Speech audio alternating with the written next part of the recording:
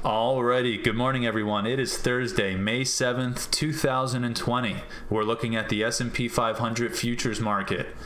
Been a little MIA lately, guys. It's been tough for me to get up and get the video in while I'm trying to get ready to trade in the morning. So I just wanted to come on and kind of show you what I did this morning. I didn't have a chance to throw the video up, but I am going to review. So if you don't believe that I did this before the open, you can look at some of my previous videos and see that I do this every morning around 6 a.m.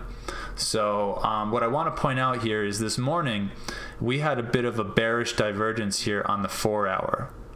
Now, what I was looking for as far as levels, the high of this previous 4-hour candle was 81.50.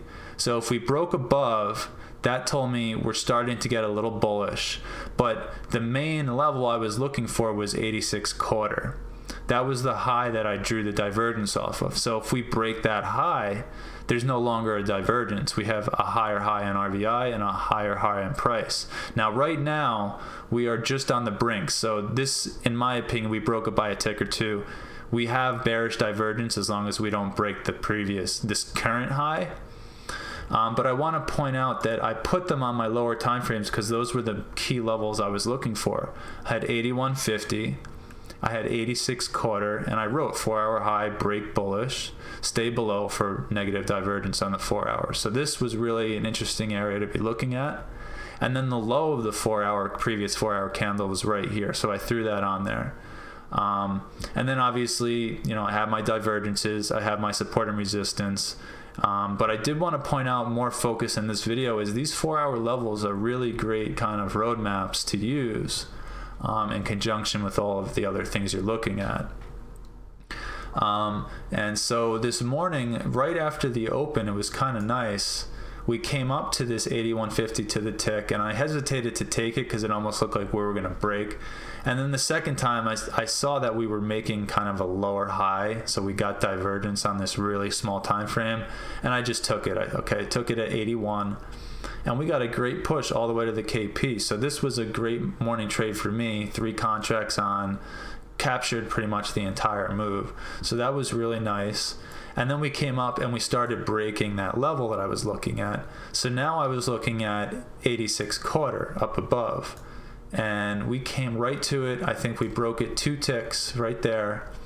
And that was the trade of the morning. If you caught that short off of the previous 4-hour high that I drew divergence from, you got a beautiful move in that first half hour of the open. One other thing I want to point out before I end the video here is a lot of these legs for the last, I'd say, 3 or 4 or 5 days have retraced much more than just the 3 levels I look at. So just to show you right here on this leg down from 86.75, you have these levels, and there is some reaction, but it tends to blow right through the 61 and come up and even come almost all the way to the high and then turn around. And it's been happening just time and time again, unless you're catching a trend. But the last 3 or 4 days have been very sideways unless you played the Globex session. So let me just show you one other example. So we came back up. We have this new leg here for right here. And I mean, this time it just blew right through the levels. You had your 38, 50, and 61, and as you can see, it just went right through them. And then we got the reaction right near the previous low.